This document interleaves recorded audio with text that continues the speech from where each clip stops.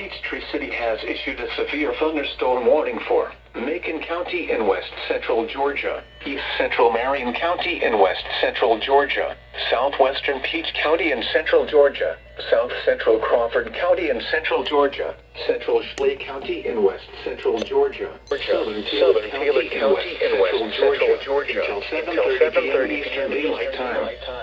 At 6:40 p.m. Eastern Daylight Time, a severe thunderstorm was located over Tazewell, Oregon, 7 miles northeast of Buena Vista, moving east at 40 miles per hour.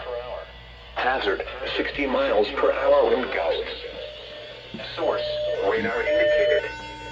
Impact, expects damage to roofs, siding, and trees. Locations impacted include Fort Valley, Buena Vista, Oglethorpe, Montezuma, Marshallville, Reynolds, Ideal, Putnam, Bradley, St. Louis, Murray's Crossroads, Whitewater State Park, Nokomis, Fountainville, Rupert, Cherry, Garden Valley, Hicks, Potterville, and Tazewell. For your protection, move to an room on the lowest floor of a building.